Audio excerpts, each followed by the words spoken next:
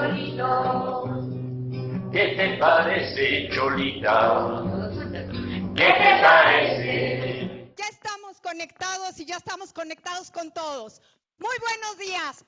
Buenos días en Chetumal. Buenos días. Buenos días, Campeche. Buenos días, Villahermosa. Buenos días, Mérida. Buenos días, San Cristóbal. Muy buenos días también en Tapachula.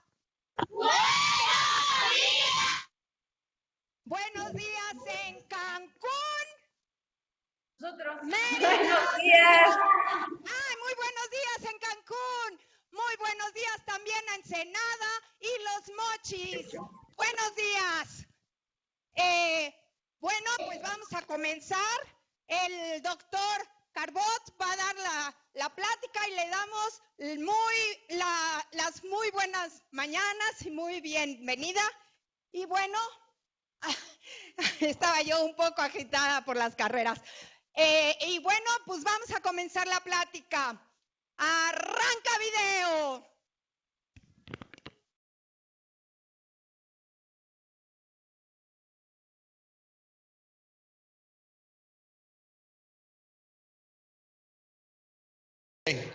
Buenos días, niños. ¿Sí me escuchan bien todos? ¿Allá en las sedes? Ok, bueno. Pues yo les voy a dar una charla que se llama Reviviendo a los dinosaurios. Ya vimos en los videos que nos pasaron pues, qué es un fósil, cómo se forma un fósil y bueno, quiénes son los que lo estudian, que somos los paleontólogos. Yo me llamo Gerardo, trabajo en el Museo de Paleontología que está en la ciudad de Tuxtla Gutiérrez, Chiapas. Y bueno, ya llevo allí un ratito trabajando con fósiles y como a todos los niños, yo todavía me considero un niño, grandote pero niño, me gustan mucho los dinosaurios. Entonces yo les voy a explicar un poquito cómo es que un paleontólogo trae a la vida, o sea, es decir, revive a un dinosaurio o a cualquier otro fósil, a partir del estudio de estos mismos, ¿no? Bueno, como ustedes, yo también fui niño muy bonito, y mientras más iba yo creciendo, más bonito me iba yo poniendo. Pero luego me pasó lo del burrito, ¿no? Se pone uno todo feo, viejo, panzón y demás. Pero bueno, lo importante aquí es que, bueno, desde niño a mí me gustan los animales, me gustan principalmente los dinosaurios. Desafortunadamente en mis tiempos, pues no había tanta difusión como ahora, no había tantos libros, no había tantos documentales.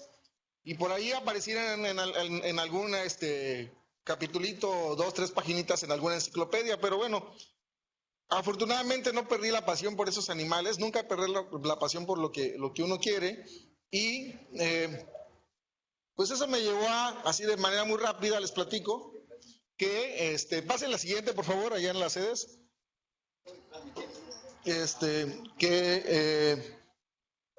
me tocara reportar dinosaurios en algunos artículos científicos. Por ejemplo, tengo el primer y único reporte de dinosaurios que hay para Chiapas, y hace 2 años estuve en el equipo que describió al primer dinosaurio acorazado para México, que fue un género y una especie nueva que se llama Contolipán gonzalesi.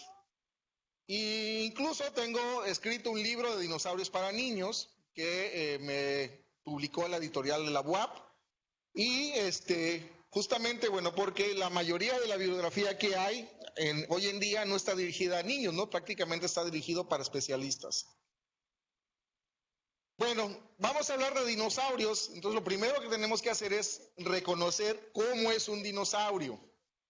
A ver, todos los niños en todas las series, díganme, ¿esto que está acá son dinosaurios? Sí. Bueno, los que dijeron que no, por favor, denles una paleta que salgan de la plática. Y los que dijeron que sí, pues bueno, felicidades. Realmente eso que están viendo aquí no son dinosaurios. Lo primero, a ver, bueno, tenemos un ictiosaurio al lado izquierdo, tenemos un plesiosaurio en el centro y al lado derecho tenemos un pterosaurio. De estos tres, solamente los pterosaurios son parientes cercanos de los dinosaurios. Sin embargo, en los libros suelen ilustrarlos junto con los dinosaurios. Incluso hay libros que les ponen dinosaurios marinos o dinosaurios voladores. La realidad son grupos muy diferentes, algunos ni siquiera emparentados con ellos. Hay muchas características que definen a un dinosaurio. No me voy a poner a hablarles de detalles anatómicos. Una de las cosas principales para reconocer un dinosaurio es, por ejemplo, la posición de sus patas. Las patas de un dinosaurio están puestas justamente debajo del cuerpo, como está en los mamíferos, por ejemplo, como en una vaca, como en un caballo, como nosotros que tenemos las patas debajo. No como las lagartijas o los tortugas o cocodrilos que tienen las patas casi a un lado, ¿no? Si nosotros fuéramos tortugas, pues caminaríamos casi así, o cocodrilos, ¿no? Entonces, bueno, esa es una característica que tienen los dinosaurios y esta característica les permitió ser un grupo muy exitoso en su tiempo porque pues podían desplazarse más rápido y a mayor distancia que a los demás reptiles que vivían en su tiempo. Hoy en día los dinosaurios los conoce todo el mundo, pero hace muchos años este grupo de animales no se conocían. Entonces siempre tiene que haber uno primero, ¿no? Y el primer dinosaurio en descubrirse fue Iguanodon. Y lo descubrió este señor que se llama Gideon Mantell. Este señor era médico, ¿no? Fue a visitar a un paciente y mientras su esposa buscaba ahí, se entretenía buscando unas piedritas, encontró unos fósiles que le dio a su esposo para estudiar. Él hizo unas comparaciones y se dio cuenta que el diente que habían encontrado junto con otros huesitos eran muy parecidos a los de una iguana. Por eso le puso a su dinosaurio Iguanodon, que significa diente de iguana. Y desde el comienzo, pues se ha tratado de revivir a los dinosaurios, es decir, tratar de saber cómo eran. Entonces él dijo, bueno, pues eran parecido a una iguana, seguramente pues era una iguana grandota. Él encontró una púa también y se la puso en la nariz, como ven acá. Muchos años más tarde se han encontrado más fósiles de Iguanodon y ahora, bueno, sabemos que es completamente diferente. Y si se dan cuenta, no tiene ninguna púa en la nariz. ¿Dónde ven la púa? En el pulgar. En el pulgar. La púa iba en el pulgar de la mano y le servía para defenderse. Luego vino otro señor 3 años después que se llama William Buckland, un inglés. Él sí era naturalista, él sí estudiaba la naturaleza y encontró otro dinosaurio llamado Megalosaurus, igual con pedazos de hueso. Y él también hizo una reconstrucción muy burda. Tuvieron que pasar cerca de 10 años para que viniera un señor, otro naturalista famoso que se llama Richard Owen, y dijera, a ver, todo esto es muy particular, tiene que llevar un nombre propio. Y Richard Owen fue quien inventó la palabra dinosaurio, que significa lagartos terribles. Por allá de 1820, 1830, los dinosaurios empezaron a hacerse tan populares que incluso empezaron a hacer maquetas a tamaño real en fibra de vidrio. Y estos los montaron en un jardín en el Palacio de Cristal en Inglaterra, en Londres, Inglaterra, donde los hicieron a tamaño real, aunque están un poco exagerados de tamaño. Y todavía existen, si alguna vez tienen la oportunidad de ir a Inglaterra, pues bueno, visiten el Palacio de Cristal. Los dinosaurios son un grupo muy diverso, hay de todas formas, tamaños, colores, desde gigantes, saurópodos, cuello largos, como le dicen los niños, desde que llegan a medir hasta 60 metros de largo, hasta dinosaurios muy pequeñitos, del tamaño de una paloma, de un cuervo, como Microraptor. La paleontología en realidad subsiste gracias a los dinosaurios, ¿no? Los que no estudiamos dinosaurios de lleno, pues podemos tener trabajo gracias a ello indirectamente. ¿Por qué? Porque son el grupo más estudiado, al que más dinero se les destina, y aparte son el grupo más popular. O sea, todo el mundo conoce que es un dinosaurio, ¿no? ¿O a poco ustedes saben que es un estromatolito? No, ¿verdad? Yo tampoco, pero bueno. Y bueno, entonces, nada más para que se den una idea, se han descrito hasta la fecha 1163 géneros de dinosaurios. Algunos géneros llegan a tener varias especies, es decir, el número es mucho más grande.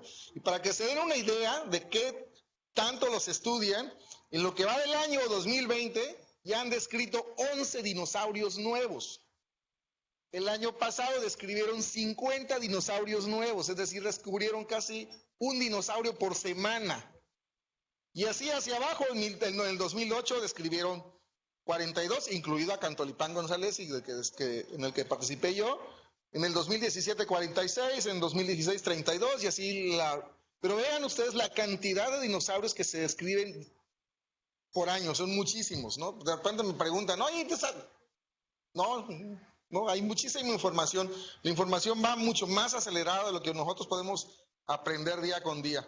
Por eso es una de las consecuencias que ahora seamos tan especialistas para muchas cosas, ¿no?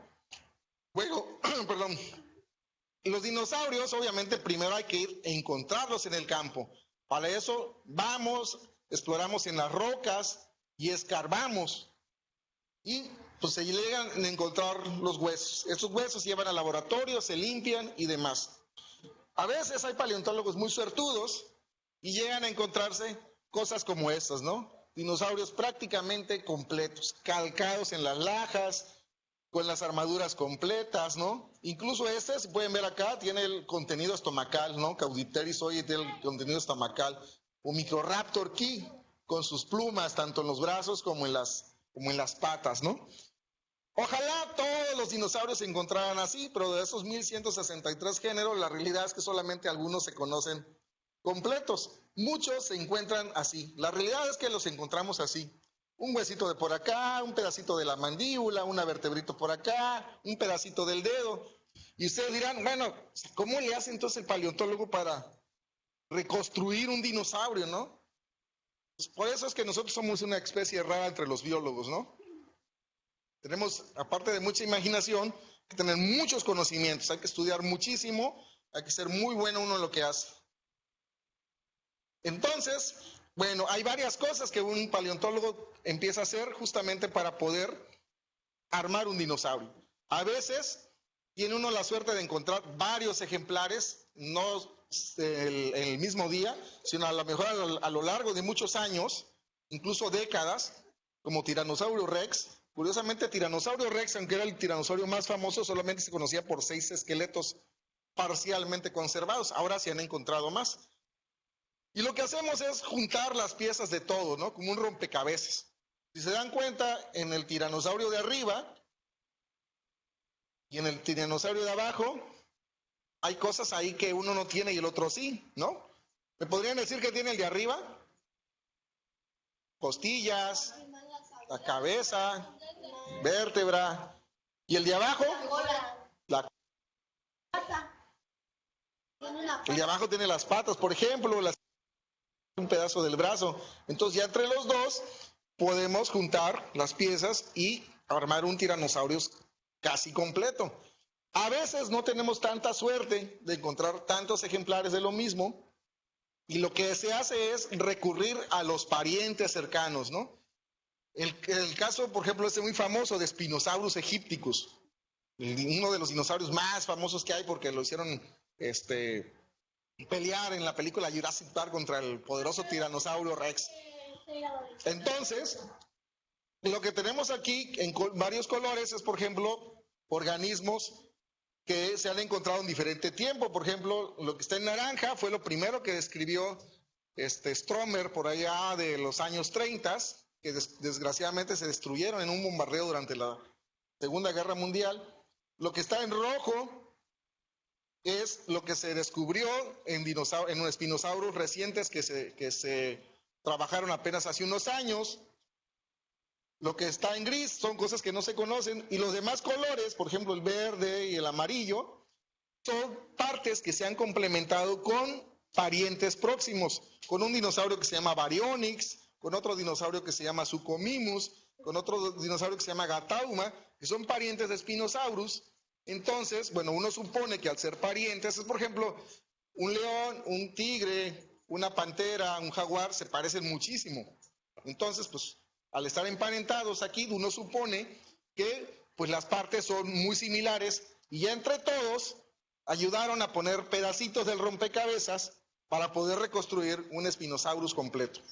Esa es una de las técnicas que usa uno como paleontólogo para ir reconstruyendo un dinosaurio. ¿no? Entonces, por ejemplo, de esos grandes esqueletos que vemos en los museos, pues ya son reconstruidos. Y aquí claramente se ve, por ejemplo, que este brazo es de otro color y otra textura, por ejemplo, la cintura escapular que el resto de eso. Esto lo reconstruyeron a partir de fibra de vidrio, ¿no? Basándose obviamente en otros ejemplares. Y luego viene la cuestión de ponerle la cubierta a los huesos. Entonces dirán, bueno, ¿cómo le hacen los paleontólogos para ponerle? ¿Se lo imaginan? No. Los huesos tienen marcas de donde se pegan los músculos. Nosotros, estudiando esas marcas, podemos ver el grosor, la longitud, el tamaño de los músculos, y igual, haciendo comparaciones con animales cercanos, por ejemplo, con las aves, con cocodrilos y demás, se pueden hacer reconstrucciones muy fieles de cómo era la musculatura de en este caso, de un dinosaurio. Y luego viene, pues, ponerle la piel, ¿no?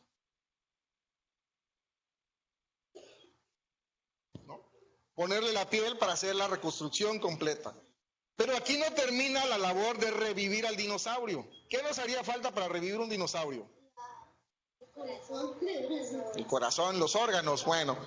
Pero otra de las cosas es de revivirlo, es justamente cómo se comportaba ese dinosaurio. ¿Qué hacía el dinosaurio cuando estaba en vivo? ¿No? Por ejemplo, ¿qué comía? ¿No? Bueno, aquí les pongo otro ejemplo de una reconstrucción, ¿no?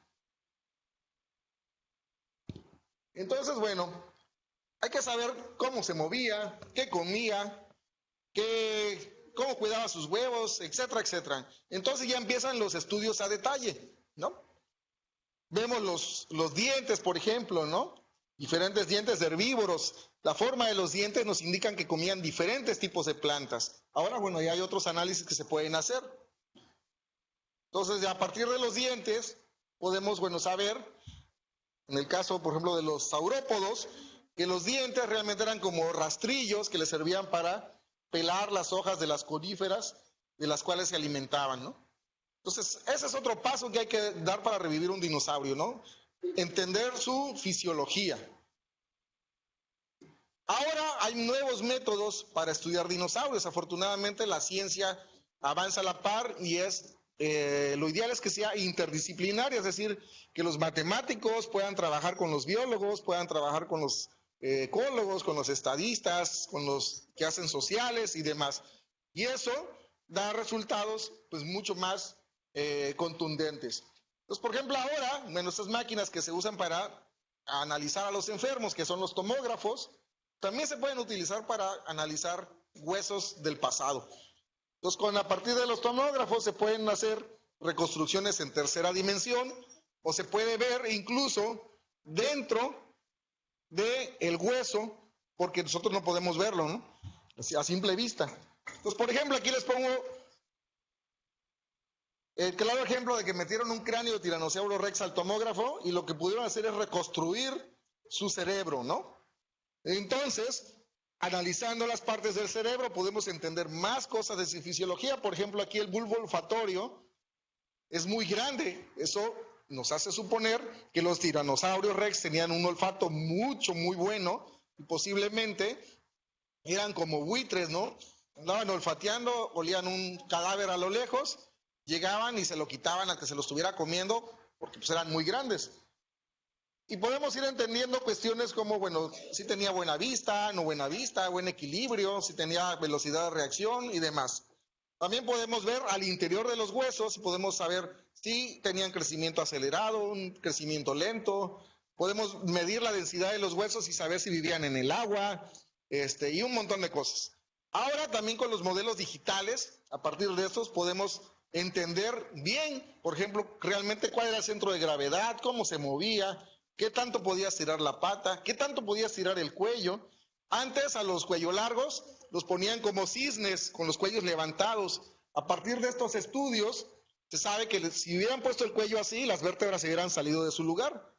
Entonces, por eso ahora en las reconstrucciones los cuello largos siempre van con el cuello así extendido, ¿no? Porque no podían doblarlo.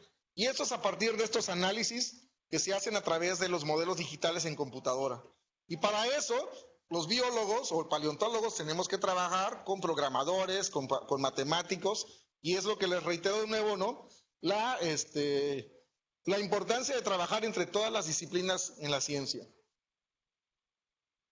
Hay algo que parecía imposible hace algunos años, que era saber el color de los dinosaurios, ¿no? El color de los dinosaurios era imaginación del artista que los pintaba. Ahora se puede saber el color de algunos dinosaurios, principalmente de los que se han encontrado con plumas. Esto es, igual utilizando tecnología, con microscopios electrónicos, se pudo observar unos saquitos, unas bolitas en las plumas. Estos saquitos son los que le dan el color a las plumas. Obviamente para eso se hizo una comparación con las plumas de las aves actuales. Y se dieron cuenta los científicos que hicieron esto, los paleontólogos que hicieron esto, que dependiendo la forma y tamaño del saquito es el color que producen. Entonces, a partir de un estudio detallado en varias partes de este dinosaurio que se llama Anchiornis husleyi, pudieron saber que el dinosaurio era oscuro, con algunos vivos blancos, marrones y rojos en la parte de la cresta. Entonces dijeron, oye, pues está que padre, hay que hacerlo con todos los dinosaurios que podamos. Y empezaron a buscar estas cosas que se llaman melanosomas, para saber el color de algunos dinosaurios. Y empezaron a pintar a varios de los dinosaurios emplumados. Y uno de los más fascinantes es este raptor, que se encontró en China. Y aquí lo interesante es que cuando analizaron igual sus paquetes que le dan el color a las plumas, se dieron cuenta que estos estaban empaquetados. Y dijeron, qué raro, ¿no? O sea, no están dispersos como en los demás. Y dijeron, bueno, pues qué aves tienen los colores empaquetados. Y se dieron cuenta que solamente las aves que tienen plumaje iridiscente tienen justamente las bolitas estas que dan el color a las plumas en paquetitos. Entonces, pues esto es una evidencia de que había dinosaurios con plumaje iridiscente como los colibríes, ¿no? Esto no se podía imaginar hace años, pero ahora sí se puede. Y bueno, y por último, ¿qué hace falta? Ya sabemos cómo era su musculatura, su piel, incluso su color, qué comía. ¿Qué hace falta para revivir al dinosaurio? Ponerlo en un lugar, ponerlo en un ambiente. ¿Y qué se hace para poder ponerlo en un ambiente? Pues estudiar todo lo demás que está alrededor. Entonces, un ejemplo, aquí les pongo un ejemplo de una formación en Estados Unidos que se llama Hell Creek, donde hay varios dinosaurios famosos como el Triceratops, el Tiranosaurio Rex, y pues bueno, hay paleontólogos que nos dedicamos a diferentes cosas. Yo en lo particular, por ejemplo, estudio tortugas, cocodrilos, no tanto dinosaurios. Entonces, bueno, empiezas a ver, a ver tú, compadre, que trabajas tortugas, a ver, mira, y te va, y empieza a descubrirse todas las fósiles que están alrededor en esos mismos sedimentos, ¿no? Entonces, bueno, tienes tortugas, esta es una vértebra de pez, esta es una semilla de una conífera, empiezas a analizar, bueno, a ver, tú geólogo, ven para acá, y estudias los sedimentos, las rocas, y empiezas a hacer toda una reconstrucción. Entonces ya sabes qué dinosaurios vivían ahí, con qué animales compartían terreno, qué tipo de vegetación había, si había cuerpos de agua o no, y en fin, y al final, bueno, pues terminas teniendo una reconstrucción como este tipo, ¿no? O un video en un documental que dura 30 minutos, al cual, bueno, a los paleontólogos les llevó cerca de 10 años de trabajo, ¿no? Y entonces, bueno, pues prácticamente de manera resumida, esta es la forma en la que un paleontólogo revive un dinosaurio. Es decir, hay toda una serie de pasos estudiando muchas cosas que pues nos sirven para esto. Bueno, gracias.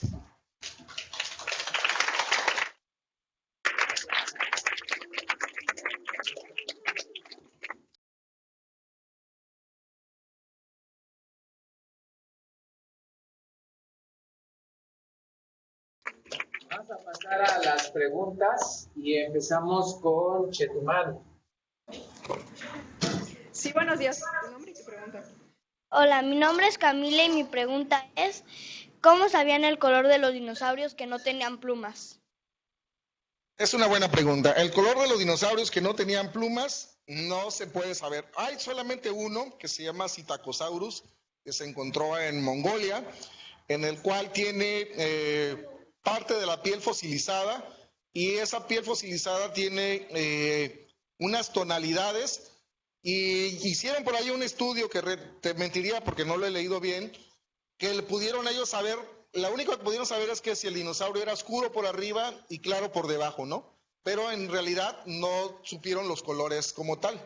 Entonces, el color de los dinosaurios que no se han encontrado con plumas, ese sí sigue siendo todavía una inferencia, ¿no? Tu nombre y tu pregunta. Gracias. Hola, soy Aaron Cárdenas Gutiérrez y mi pregunta es, ¿cómo se supieron los colores y los huesos que existían los dinosaurios? A ver, no entendí muy bien la pregunta. Lo de los colores, lo acabo de mencionar. Te digo que hay varias técnicas y sobre todo han podido pintar a los dinosaurios que tienen plumas porque han encontrado restos de los paquetitos de color que le dan justamente el color a las plumas. Pero lo de los huesos no entendí cómo estaba. ¿Me repites? Sí. ¿Cómo pudieron hacer que revivieran los dinosaurios y cómo supieron que existían? Bueno, pues sabemos que existieron porque los dinosaurios dejaron los restos en sus sedimentos. Sí, encontramos sus fósiles. Y bueno, a partir de esos fósiles nosotros podemos estudiarlos y obviamente saber cómo era un dinosaurio, revivirlo.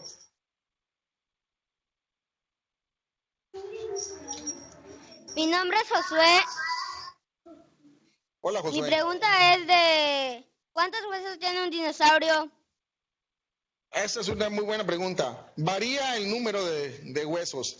Pueden ser desde, no sé, 150 hasta 400 huesos. Depende de la especie, así como dijeron los biólogos, no depende de la especie. Porque, bueno, por ejemplo, hay dinosaurios que tienen más vértebras en la cola, más vértebras en el cuello, huesos extras que no tienen otros en el cuerpo. Por ejemplo, los acorazados, toda la armadura que tienen es de hueso, entonces ahí súmale muchísimos huesos más. Entonces no te podría decir un número exacto, porque, pues digo, ahora sí, como dicen los biólogos, ¿no? Depende de la especie, ¿no? Gracias. Nada.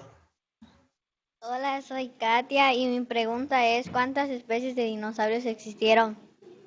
Especies como tal se conocen más o menos alrededor de unas 1500, ¿no? En la plática les puse que hay 1163 géneros descritos hasta la fecha. Hay géneros que tienen varias especies, 2, 3, 4 especies, entonces si a eso le multiplicamos, pues podrán andar como por las 1500, 1600 especies conocidas. La verdad, no hay una lista compilatoria de eso. Pues no me sé el número exactito. Gracias. Hola, me llamo Merly y mi pregunta es ¿cómo supieron el ADN de cada dinosaurio? Bueno, no se ha encontrado ADN de ningún dinosaurio. El ADN solamente tiene cierto tiempo de vida y se desnaturaliza. Y otra de las cosas es que acuérdate que los huesos se convierten en roca porque se mineralizan. Entonces, si los huesos se convierten en roca, pues realmente no tienen nada orgánico adentro y por lo tanto no hay ADN. Eso es solamente una fantasía de la película de Jurassic Park, ¿no? Gracias. Hola, soy Gabriel. Mi pregunta es ¿cuántos años han vivido los dinosaurios? Los dinosaurios han vivido 235 millones de años. Y digo han vivido porque en realidad los dinosaurios no se han extinto.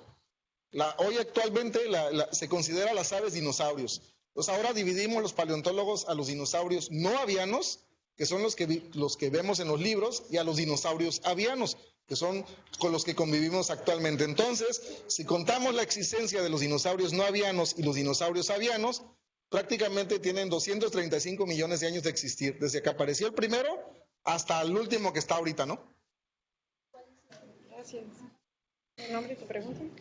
Mi nombre es Juan Pablo Góngora Ayala y mi pregunta es ¿qué tan buena es la vista de un dinosaurio? Esa es una buena pregunta. Se puede saber, también ahí sí depende de la especie, pero bueno, por ejemplo en los carnívoros, en los cazadores, sobre todo en los raptores, la vista era bastante buena y eso se sabe porque en algunos se ha hecho escaneo del cerebro y ha podido ver que la región que controla la vista es bastante desarrollada. Y otra es también viendo el tamaño de los ojos, ¿no? Y eso lo sabes por el tamaño de las cuencas o de los huecos que hay en el cráneo.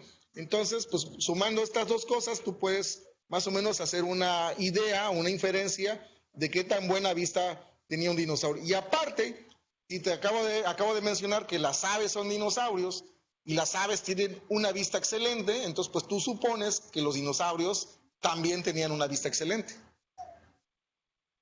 Una última pregunta. ¿Actualmente hay un animal que sea descendiente de los dinosaurios? Exactamente, las aves, todas las aves son descendientes de los dinosaurios. Incluso, te digo, ahora son consideradas dinosaurios, ¿no? Dinosaurios terópodos voladores. Gracias. Muchas gracias y felicidades. Cambio. Gracias. Pasamos a Mérida. En Mérida solo vamos a hacer 2 preguntas. Tenemos muchos niños, pero por tiempo respetamos las 2 preguntas de siempre. Yo también quiero hacer otra pregunta. Fue pedrado, ¿eh? ¿Cuántos años vivieron ¿cuántos años estuvieron los dinosaurios sus huesos en las cuevas? ¿Cuántos años estuvieron los dinosaurios? ¿Te refieres a qué antigüedad tienen los dinosaurios? ¿O Lo que se refiere es cuántos años tienen que pasar para que sus huesos se vuelvan fósiles. No, eso. ¿Cuánto tiempo estuvieron los fósiles de los dinosaurios en cuevas? Ah, ya entendí. O sea, ¿cuánto tiempo han estado los huesos de los dinosaurios enterrados, no? Pues depende. Digo, por ejemplo, si fue un dinosaurio que vivió hace 200 millones de años y lo encontramos hace apenas 50 años, pues bueno, en tiempos relativos pasaron 200 millones de años para encontrarlo. Por ejemplo, si fuera un hueso de un tiranosaurio rex, tuvieron que pasar 66 millones de años para encontrarlo. Entonces, todo ese tiempo estuvo enterrado. No sé si respondí tu pregunta. Sí, vamos con la siguiente pregunta. No tanto. ¿Cuántos dientes tiene un dinosaurio? ¿Cuántos dientes tiene un dinosaurio? También la clásica respuesta del biólogo, depende de la especie.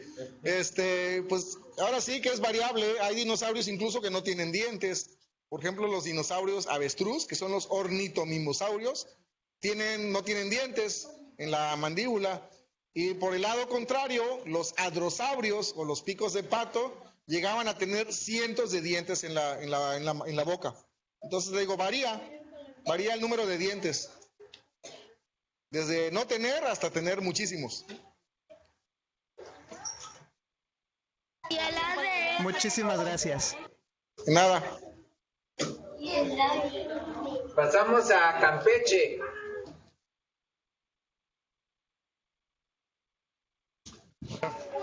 Perdón, aquí en Campeche tenemos 3 preguntas. ¿Se han encontrado restos de huevos? Es una buena pregunta. Sí, se han encontrado huevos. Los primeros huevos se encontraron por ahí de los años 1920 en el desierto de Gobi, en Mongolia, y fueron descubiertos por una expedición que estaba combinada entre mongoles o rusos y estadounidenses. Y curiosamente la expedición la lideraba un explorador que se llama Roy Chapman Andrews. Y Roy Chapman Andrews sirvió como modelo para el personaje de Indiana Jones. Aunque curiosamente Indiana Jones en las películas es arqueólogo, que no tiene nada que ver con los paleontólogos, ¿no? Pero sí se han encontrado huesos. Incluso se han encontrado huevos, con bebés de dinosaurios adentro. Gracias. ¿Cuál es el dinosaurio más antiguo? El dinosaurio más antiguo, hay varios. Hay uno que acaban de descubrir que se llama Chilantasaurus. Y bueno, y los clásicos, Herrerasaurus y Eoraptor, están entre los dinosaurios más antiguos. Están más o menos por ahí de entre los 225 y 235 millones de años de antigüedad. ¿Cuántas veces al día comían los dinosaurios? Pues es una pregunta complicada porque pues no se sabe bien. Posiblemente los raptores o los que eran más activos, pues a lo mejor tenían que comer pues al menos una vez al día. O si bien les iba, a lo mejor 1 o 2 veces por semana. Por ejemplo, si lo comparamos con los depredadores actuales, los depredadores actuales no comen todos los días. Una es, no porque no tengan hambre, ¿no? Sino porque no siempre logran cazar a la presa. Y los herbívoros, pues seguramente comían tal vez casi diario grandes toneladas de vegetales, porque los vegetales pues producen menos calorías, es decir, menos energía, y también pues es más tardada en digerir. Entonces pues podrían a lo mejor comer desde mucho en un solo día o a lo mejor muy espaciadamente, ¿no? Realmente no se sabe bien esa parte, ¿no? Gracias. Gracias. De nada. Campeche. Pasamos a Villahermosa.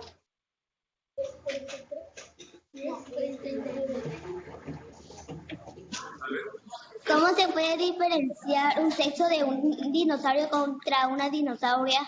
Es una buena pregunta. Bueno, hay algunos dinosaurios que tienen dimorfismo sexual, es decir, que son diferentes los machos de las hembras. Algunos, por ejemplo, si tiene cuernos el dinosaurio, por lo general el macho tiene los cuernos más grandes que la hembra.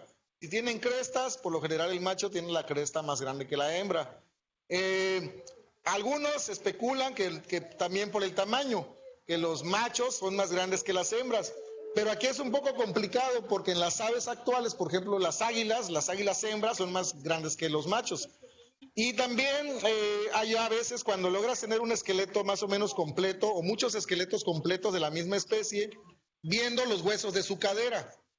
Entonces, los huesos de la cadera podemos nosotros inferir por la forma, si por ahí salían huevos o no salían huevos. Entonces, también por ahí, analizando esa parte, podemos saber si eran machos o eran hembras, ¿no?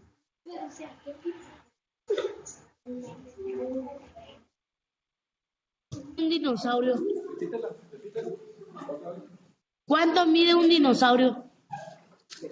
También depende de la especie. Había dinosaurios que los mencioné en la plática, los cuello largos podían medir hasta 60 metros, hasta dinosaurios muy pequeñitos, del tamaño de una paloma, ¿no? De unos cuantos centímetros.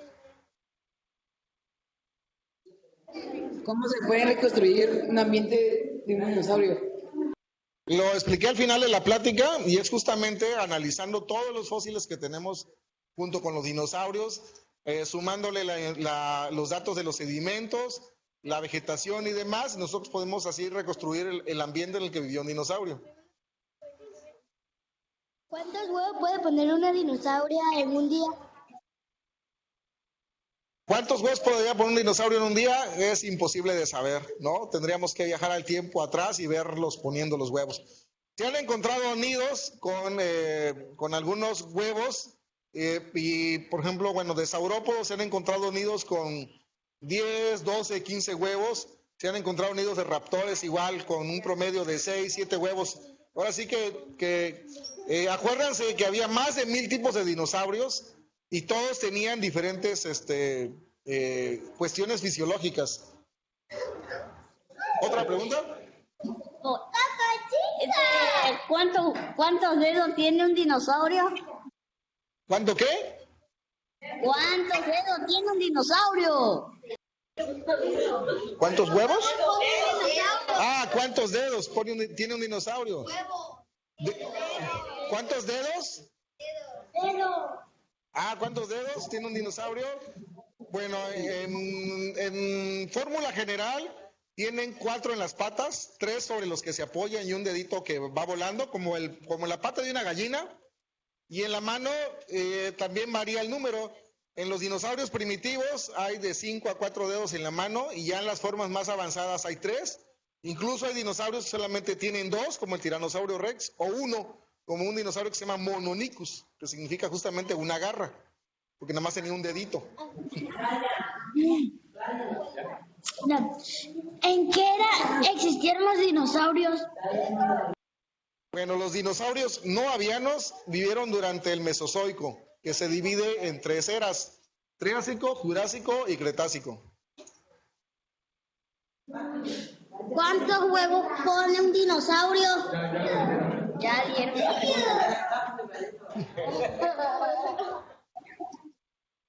Ya terminamos de Villahermosa, gracias. Gracias. Pasamos a San Cristóbal.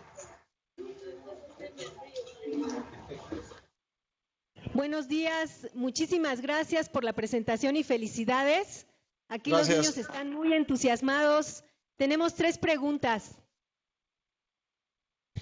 Emilio, si los dinosaurios no se hubieran extinguido, ¿convivirían bien con nosotros? Los dinosaurios no se han extinto. Las aves son dinosaurios y conviven perfectamente con nosotros. Incluso nos las cenamos en la noche de Navidad. El guajolote, la avestruz. Yo creo que es un poco difícil de entender que los dinosaurios no se han extinto, ¿no? ¿En qué país hay más huesos? Eso es una buena pregunta. El país donde se han descubierto más dinosaurios es Estados Unidos. Y tal vez no sea porque haya más huesos ahí, sino porque pues los colegas gringos tienen muchísimos recursos, tienen muchísimos proyectos para salir a investigar. Y por eso es que tienen tantos. Aparte, la paleontología en Estados Unidos empezó casi a la par que Europa hace más de 200 años, entonces le llevan muchísima ventaja a muchos países. Buenos días, mi nombre es Dulce María y mi pregunta es, ¿cuál fue el nombre del dinosaurio más pequeño y cuánto medía? El dinosaurio más pequeño, pues hay varios, de los que les enseñé con plumas, la verdad son muy pequeños casi todos. Microraptor Key mide más o menos unos 40 centímetros de largo, ya con todo y cola. Anchiornis, más o menos por ahí, 50 centímetros. Hay otro dinosaurio chiquitito que incluso el nombre es muy cortito, se llama Jiki. Ji es el género y Ki es la especie, es un dinosaurio chino, igual es el tamaño de una paloma. Son los dinosaurios más chiquitos que existieron.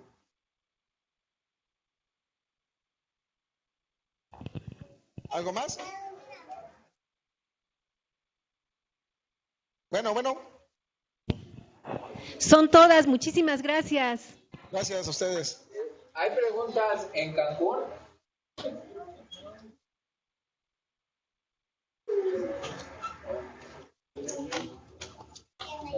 Bien, pues entonces vamos a agradecer a Gerardo por su conferencia. Vamos a aplaudir.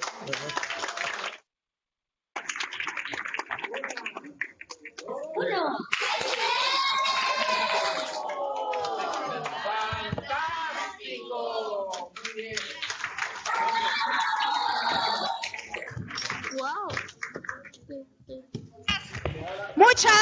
Muchísimas gracias a todos. Gracias, doctor Carbot. Gracias a Tapachula y gracias a todos. Nos vemos en 15 días. ¡Hasta luego! ¡Adiós! Aquí hay para